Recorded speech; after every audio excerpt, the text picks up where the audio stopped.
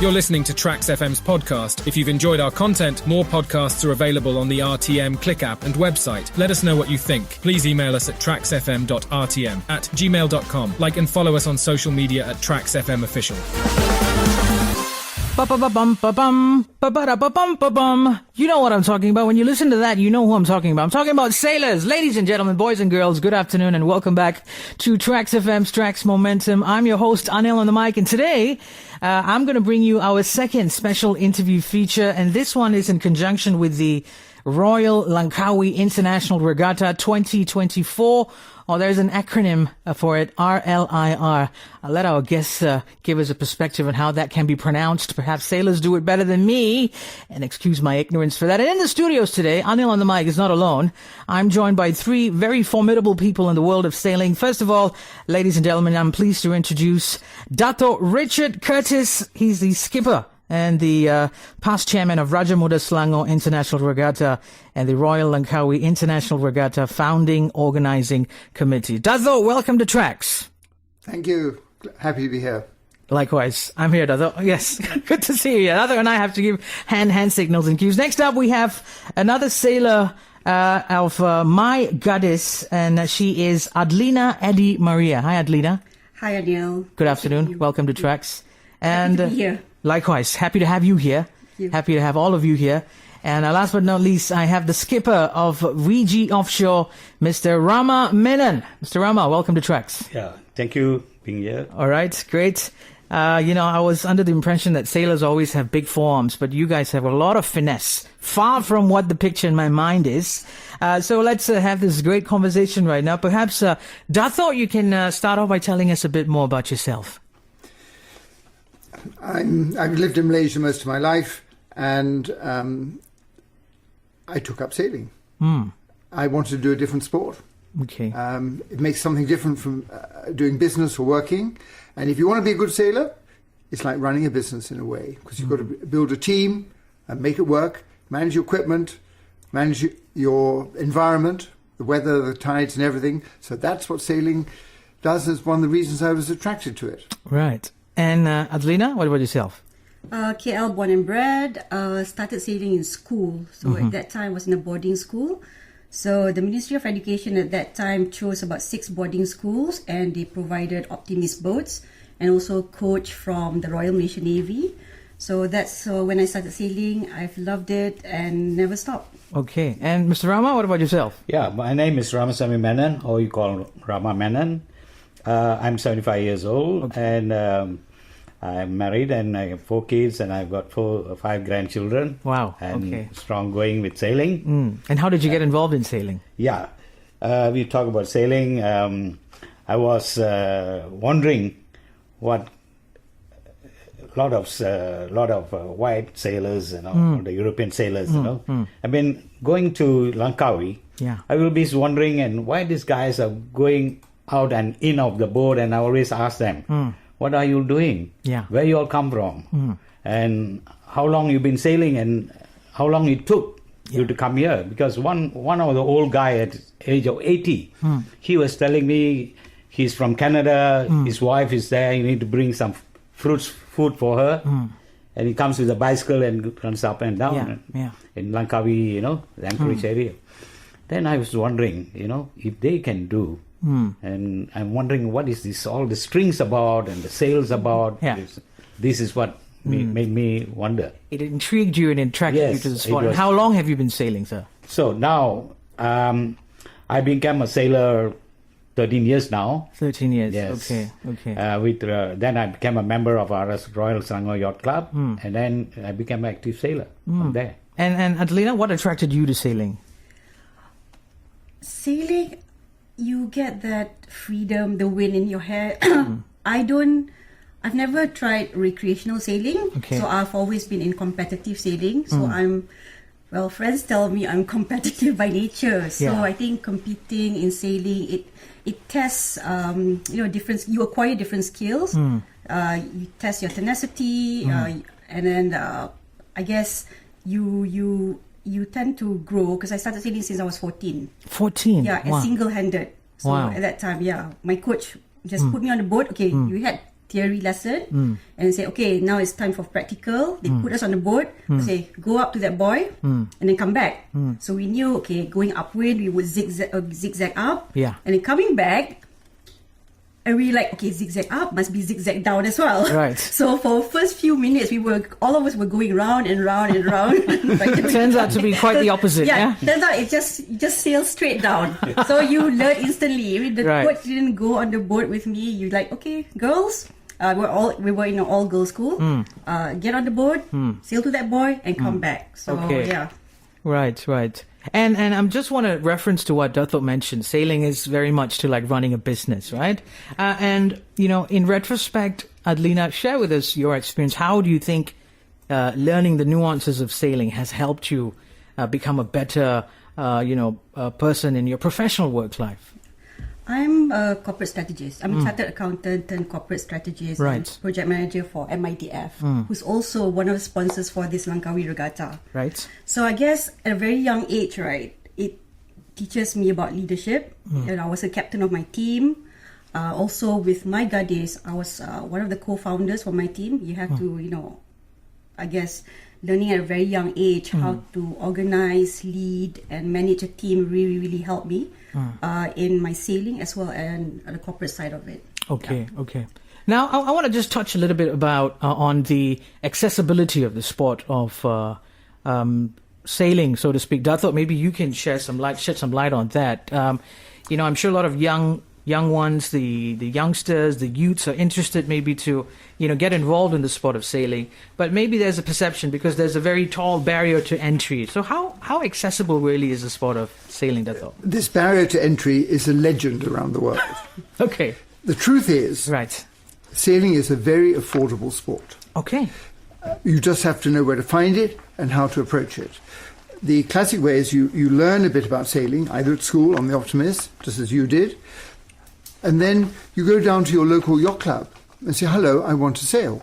And someone will always take you under their wing and take you out on their boat and teach you how to do it. Okay. Now, there are schools. The Royal Selango Yacht Club has a sailing school. There are professional schools all over the world with proper certifications, which you can get, which I advise people to get.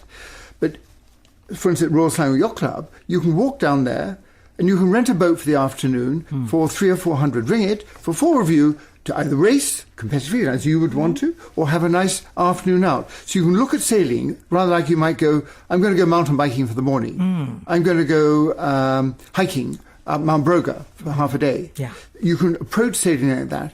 And it's incredibly exciting because you are dealing with all the components of life. It is like an opera. There's everything in it. Wind, current, water, sun, human talent, equipment and equipment failure, and strategy. Okay. And it is a wonderfully enjoyable thing to go and do, whether you're racing or just cruising. You talk about competitive racing, I tell you, glorious days, just following the wind to nowhere for 3 hours. Wow. I was talking, reading a book, sitting quietly on a sailing yacht. It is, you're communing with nature. Yeah. And with yourself. It is very, very exciting. Most of us, like Rama and I, like to do a bit of both. So I think, please encourage people to give it a try. And the last point I want to make, especially for ladies and girls, don't worry about the sun. There's very good sunblocks. And there's plenty of protective clothing now. When we were young, we didn't have it. So you don't have to feel you're going to go around looking like a freshly cooked lobster. Thank you very much, Dato, for your candid thoughts and also for breaking the myth of sailing becoming a sport that is not so accessible for the youth. Let's jump in. Yes. That's how I started. I went on everyone else's boat. And how long have you been sailing? I did some dinghy sailing as a school kid. I started it when I came back here in 1995. I wanted a new sport to do. Incredible bunch of friends I've made. The camaraderie of being on a boat at night or the weekend. You really learn a lot. And I learned at Royal Langkawi Yacht Club. And then I got involved in Langkawi, in the regatta and in the club, where the late Tunku Abdul was alive. And it's so nice to have these two events. Right. I'm really excited. I'm so eager because I'll be covering the media event together with Lisham, our producer, for the Royal Langkawi International Regatta. My first experience, and I have to say, you guys have hyped me up really well. Let's jump in for a quick break. And then when we come back, we'll shine the spotlight on the regatta contest by itself. Up next is a song requested by Dato himself. Dato, could you please give us the honors of introducing the song, Dato? I want to introduce this famous song by the great Rod Stewart, Sailing, the obvious one for this interview. Perfectly said. We'll be back.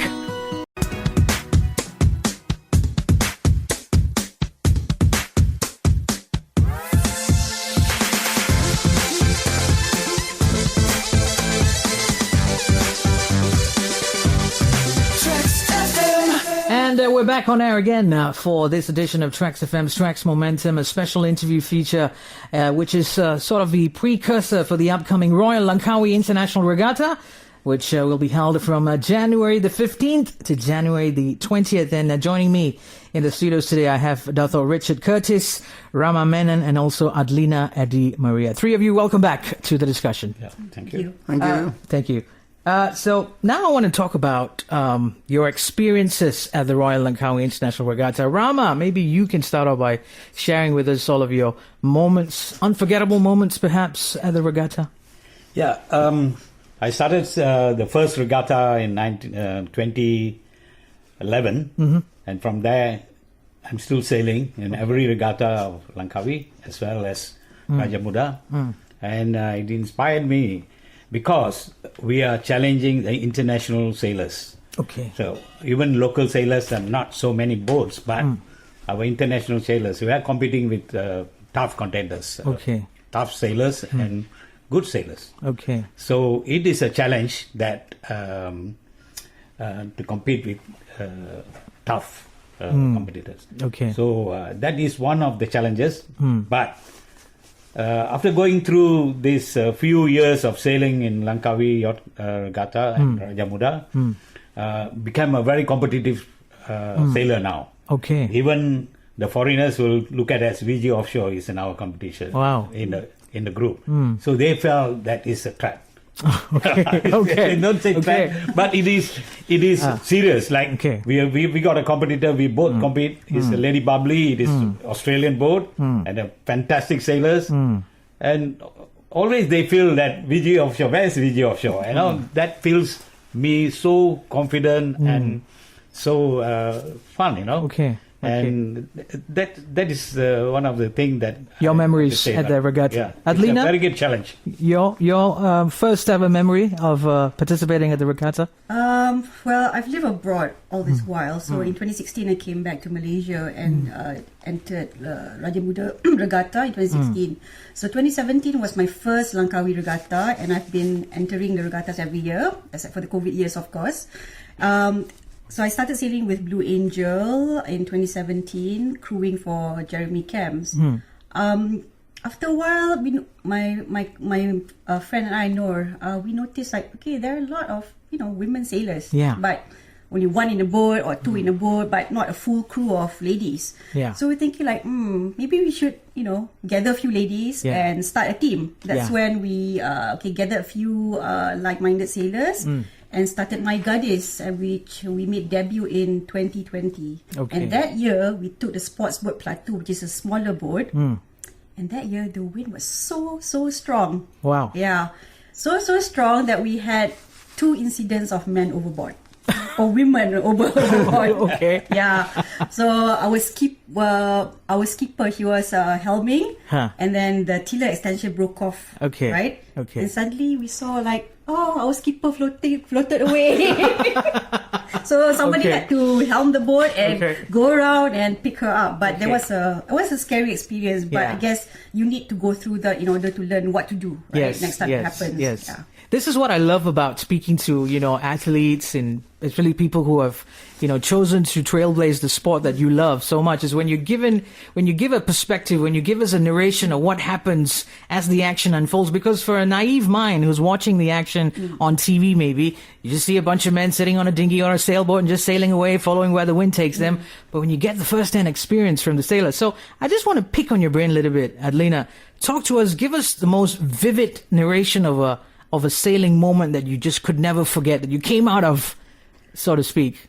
Can you pick one? Ooh. Just for our listeners and for us? Give us some drama so we can just hype things up for the Royal Langkawi International Regatta. Okay. Okay, not in Langkawi Regatta, but it was Raja Muda Selango Regatta. It was a passage race. Okay. Oh, I cannot forget. That was my first and last time I joined Raja Muda Regatta. It was a passage race from the first leg from Port Klang to Pangkor. Okay, we were the first boat to cross the starting line. Right. Sailing, and then sundown, and then the rain started. Oh, okay.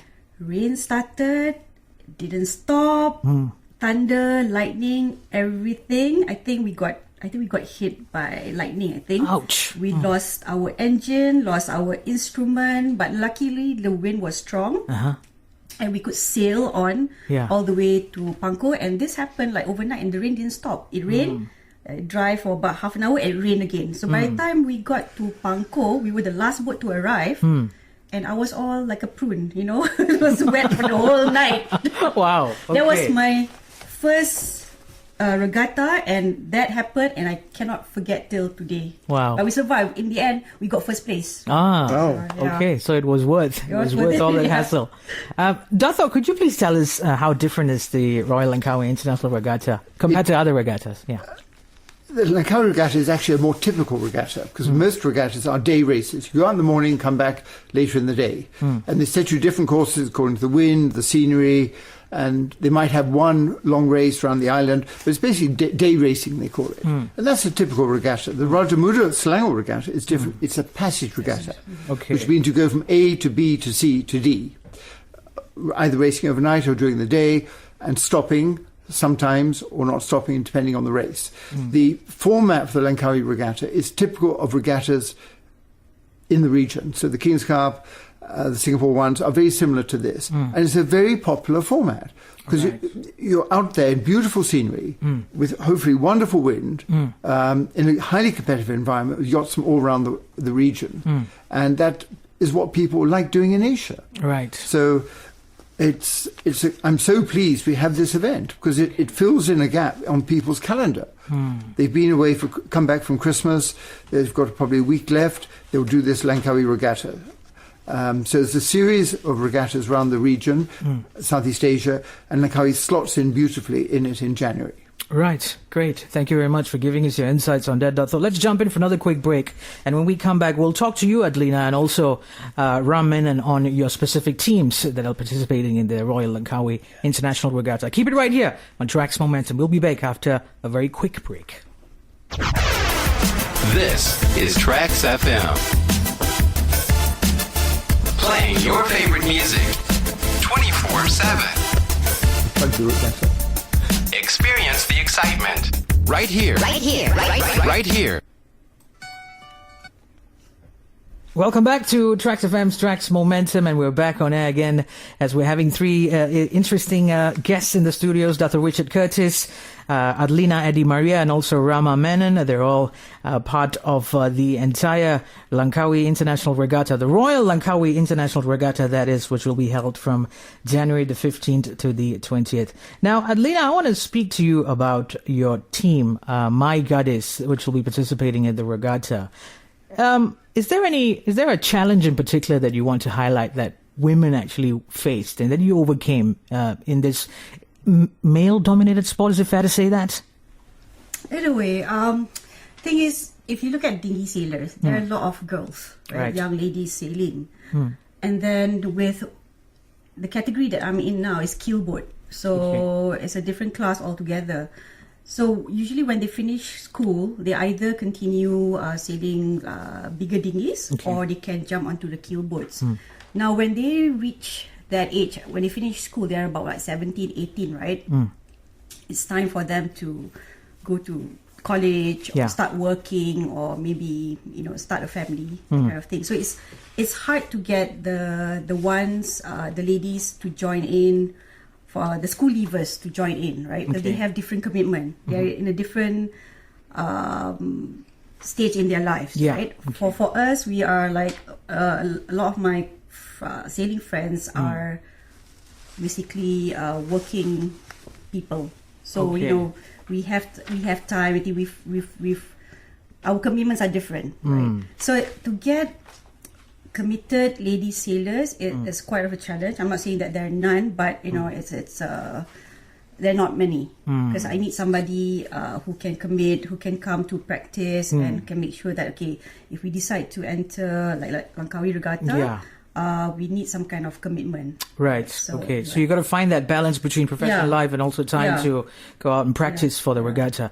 Mr. Ram, tell us about your team, VG Offshore. Okay, my team, for the past 10 years, there's one particular person who sails cruise with me all this year until today. He comes from Singapore. There's another guy comes from Korea. He's an American. But the rest of it is local sailors. Okay. And then some are new sailors. I would like to invite them to experience this type of challenges. Okay. And many of them already followed me for a while. And the best part of it is they all, every regatta, I see a lot of improvement. Okay. Then they are also very disciplined in their field. Okay. Yeah. All right. Great. Now, let me take a look at the time right now. We're 6 minutes to the top of the hour, and time is of the essence. So I'm afraid we're going to have to wrap up this very interesting conversation. I have to say, if I had more time, this will be a much more interesting, enlightening conversation. But before I let the three of you go, I know I'm going to be seeing a lot of you when I come to Langkawi with our producer, Lisham. Maybe I can start off with you, Dato. What do you expect to see in the 2024 edition of the Royal Langkawi International Regatta, and what's your message for our listeners listening in right now? Some very good competitive racing, hopefully with enough wind. It looks like there will be wind this year. That's what sailors need, is wind. And my message for all listeners, give sailing a try, and particularly if you've got children. They will learn so much about life, how to manage and be independent, if you put them in that Optimus dinghy. And every state that has a coast has the dinghies. And it's a wonderful program for young kids. Please look at it. It's better than a shopping mall. Better than a shopping mall. I like that. Adlina, your take? Yeah. Hoping for a good race. Yeah. Hoping for good wind every day. Yeah. And my message to all the sailors or wannabe sailors out there, please follow us on Langkawi Regatta's Instagram. And to all the ladies, if you want to try sailing, you can just reach out to us. I have an Instagram. It's myGadis_sailing team. So just reach out. Okay. And Rama? Yes, I would like to say something about Langkawi Regatta. It's always great fun because it's a day race. And it is a wonderful island that we can go around the island and see all the islands. Even we have a harbour race as well as island race. So it would be very, very interesting. And I think as I am a Vice Commodore of Royal Selango Yacht Club and with Dato Richard Gadis. Yeah. And we would like to encourage as many more young sailors to come and join Royal Selango Yacht Club. Yep. And then they have a website and all that. We have good facilities there. Okay. And then the parents are encouraged to come with the children to sail. Not sending the children out and then go to sail. Yeah. The children participation with the parents. With the parents is as well. Good. Okay. And this is what we are encouraging for the coming years, and we already started this program. I'm sure there are many new horizons after the three of you spoke on it. I'm sure a lot of our listeners out there might already be thinking of taking their kids to the nearest yacht club, especially after how Dato mentioned it being such a cheap endeavor. Actually, it's a complete myth that it's an expensive one.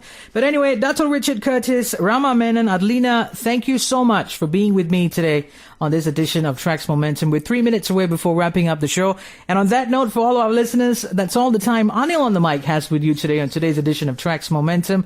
Until I see you next time for another edition of the show, take care, everybody. Stay safe. Coming up is the 2 o'clock news bulletin, and then followed by your rendezvous with DJ Albert for Chiller Tracks from 2 to 5 p.m. Aloha, everybody. Stay safe. Bye-bye. You're listening to TRAXXfm's podcast. If you've enjoyed our content, more podcasts are available on the RTM Click app and website. Let us know what you think. Please email us at traxxfm.rtm@gmail.com. Like and follow us on social media at TRAXXfm Official.